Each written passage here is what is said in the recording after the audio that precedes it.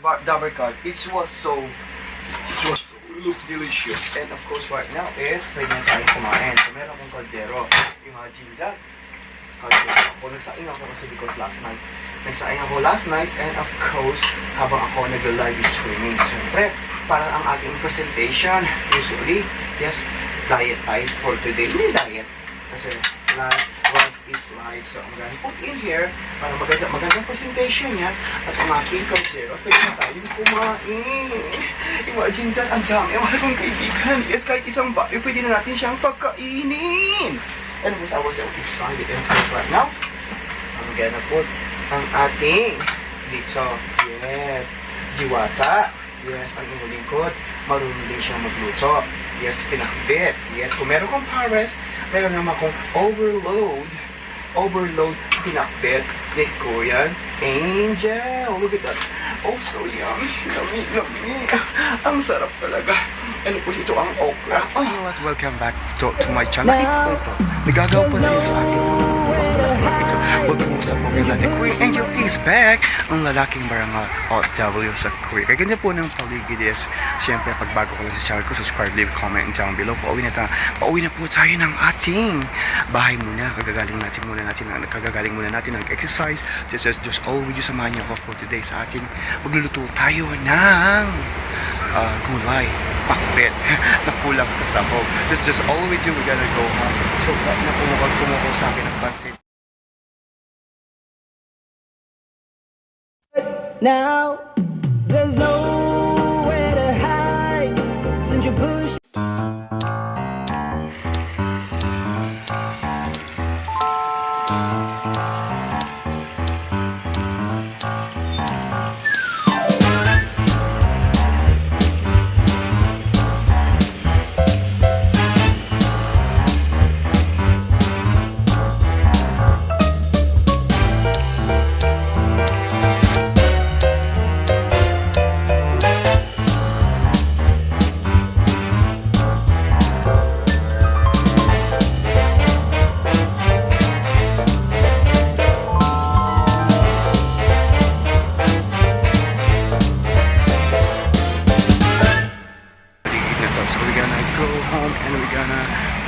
We're gonna like cross on the road. Yes, ang sabi na go. Pag green, it means sabi go. Pag red, sinabi stop. Pag yellow, sinabi ready. And then pag orange, sinabi be ready. Yes, kamusta po kayong lahat? Lusang besides that, hindi na magandang morning, evening po sa inyong lahat. Ito, pauwi pa lang ako ng aking tirahan. Wow! It's a beautiful day, and of course, kaganda po ng araw. It not so cold, and it was not so hot. Yes, kaganda ng panahon, at mas maganda ka pa sa panahon. OFW, overseas contract worker. Yeah, syempre tinatawag ito mga superhero, ang mga supermom na nasa ibang bansa, ang mga super dad na nasa ibang bansa, ang mga super kuya, super ate ng ibang bansa, super ading, and ang ating mga super younger sister, younger brother nasa ibang bansa. Did you send a special message? Yes. Andito po ang lalaki marangal. Yes. Kaganda ng weather talaga. Kaganda ng paligid. And of course, this one is it's a beautiful atmosphere. And right in there, doon ako tatawid. And of course, hiningal muna ako. Ay naku, mahal kong kapatid. Kumusta po kayo lahat? Yes, andito na si Korean Angel sa kanyang munting bahay. Yes. And of course, welcome po sa ating kusina. Yes, ang kusina ko ay ubod ng liit. Pero, punong-puno naman ang buhaw. Nag-galing sa inyo. Magandang gabi mga ka-fong sa inyo lahat. Welcome sa ating kusina. Today, I'm so excited. Magluluto ako ng gulay na kulang sa sahog. But actually, meron akong makers. All we do is I'm gonna fry a little bit. Ang gas ko, this one is 1950s pa. At least umaandar pa yata ito because when I move in here, this one kasi mumurahing bahay lang because I cannot afford para to what you call that, para tumira sa mga haling bahay. But importante, we have what you call it, we have a shelter to stay. And we can sleep, and of course, we can lay down and we can leave. Yes, so right now, ikakat ko lang ang ating meat. Yes, kailangan medyo tsaba kasi magluluto ako ng pinakbit. Guess what? Kulang. Wala akong bawang, but it's alright. I have only like tumubo ng onion. But pwede pa yan. It's alright. And of course, flashing for hot for cooking annyeonghaseyo. And of course, make big shout out to each everyone. This one besides sa Mindanao. Si Korean Angel, eto, hindi lang bomba queen. And of course, hindi lang pang horror. And of course, hindi lang pang mangkukulam. And so, hindi pang magluto. Yes, walang love life. It's alright. And of course, paano naman natin what you call that, ipagsasabay ang love life sa trabaho. Diba? Just all we do is, I'm gonna cut this one in a little bit, and of course, I'm gonna make it fry. It's a little bit sa ating frying pan. Ilalagay ko na because meron akong gatsa. So, this one. Bumili ako ng gatsa. Like the King Cobra. No. King gatsa. Ano ba yun? Ay, robust daw. Oy, no. I'm not used that. Well. Sa ating mga Jabber Cats, yes, sa mga hilig sa mga maglaro ng pan. Yes, I'm gonna teach you how to play the pan di Sarah Penselos ka. No? I'm only joking right now is I'm gonna wash thoroughly ang ating and I'm gonna take this one and I'll make it fry a little bit. Yes, right now, and while I'm gonna fry a little bit, I'll introduce you my magic caldero. So, I'm gonna put in here actually ang ating meat para it's okay. I'm gonna make it fry, maya. And of course, manghihimay ako ng ating gulay na inutang ko kay ating ana. Na kasi si Madam Princess Sarah, ang aking co-worker, kumuha siya ng gulay. So, more than 10,000 won. Imagine that in a Korea, you don't need to go back in the Philippines para makatikim ng gulay. Charan! Look at that. It was amazing. And of course, this one's eggplant, the real eggplant. Yes, and of course, nakakat na yung 2 pirasong amplia. And of course, we got the okra. Yes, maraming naman okra. Maraming gamot yan.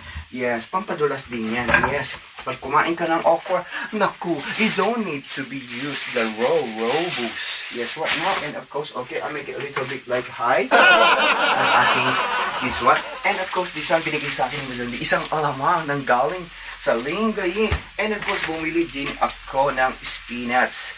And I'm gonna put, and of course, gagataan ko siya. This one. So right now, I'm gonna show you the love tonight. So, the game is start. Yes, ito na mga Jabber Cats. So, I'll make it fry. Muna ang ating,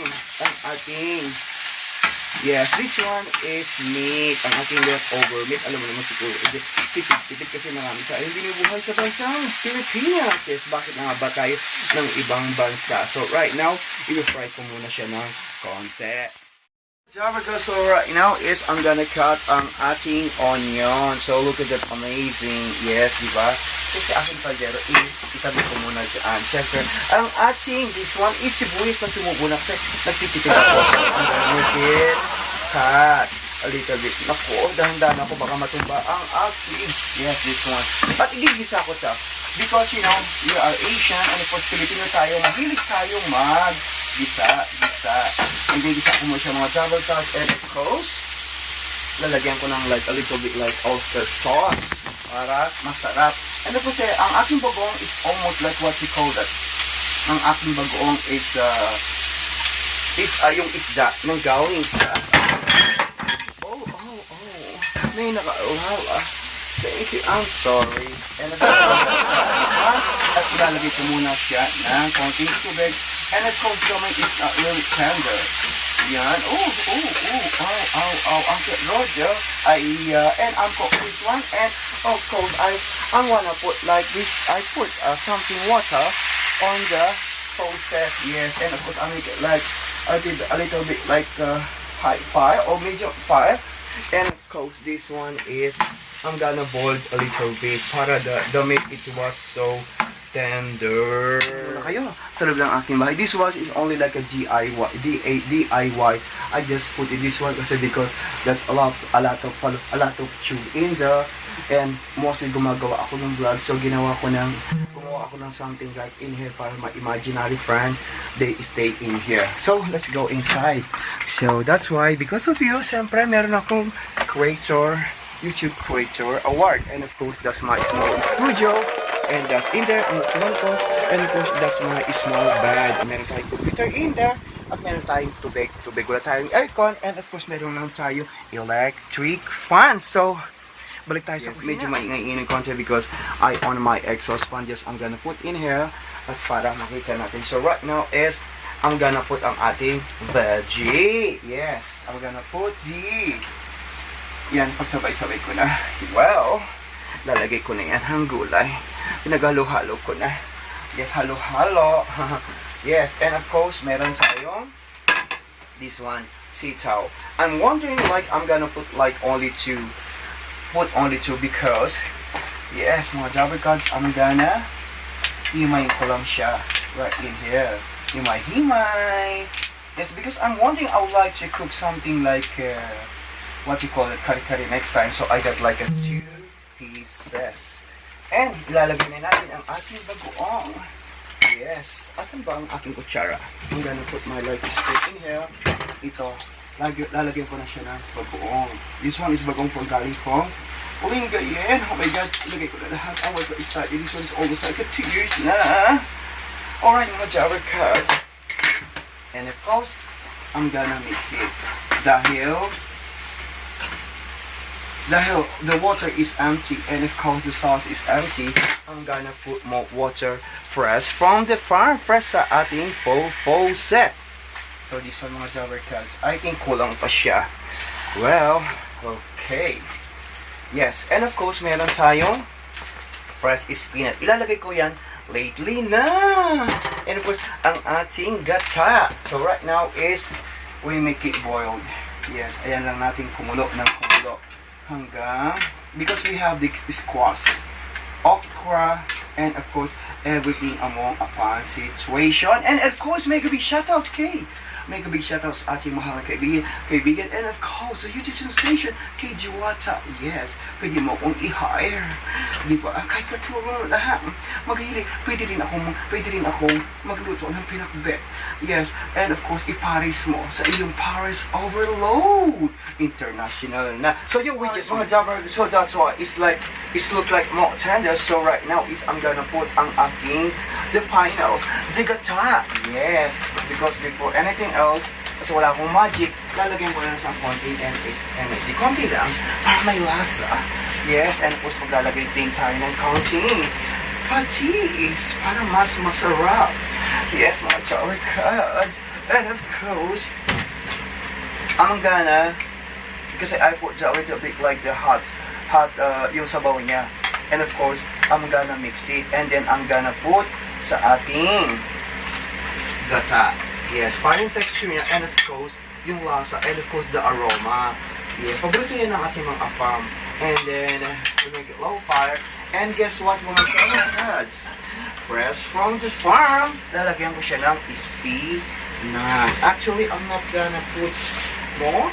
And this one is, I'm gonna cut like into 2 pieces. And then, wash na lang natin. Yes, wash. Yes, and of course, we're gonna put on the top para fresh from the farm. At pwede na tayong kumain mga kaibigan. Kasi ang yung inikod is maghahanap buhay. Kasi if we not work, if we not make money, we not work. Wala tayong may papadala sa bansang Pilipinas. At yung lingkod kasi isa lang siyang mahirap.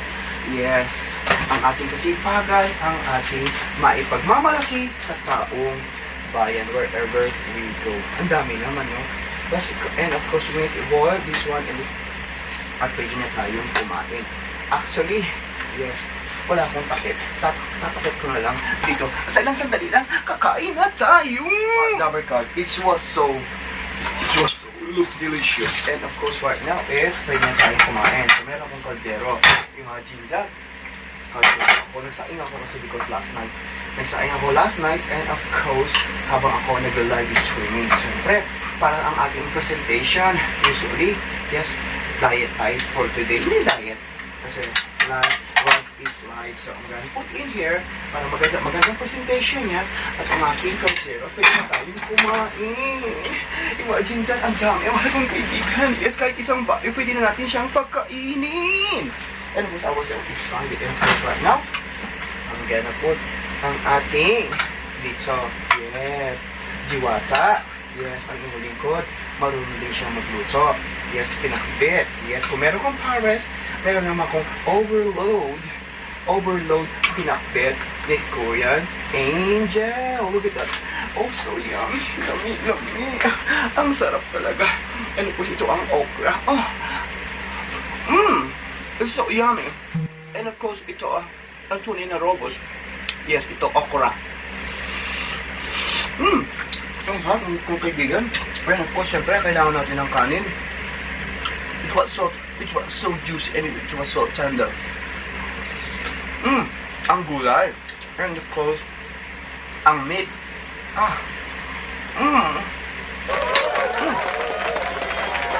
Napakasarap. Lalo na ang kanin. Pag dito mo siya, best. Wow. Napakasarap. Well, sa Basang Korea, and producer Korean Angel, ang ating overload. Pinakbet. Subscribe, comment down below. I love you all po. Our way to 100,000K. Maraming salamat po sa inyong lahat. I love you all. Paalam.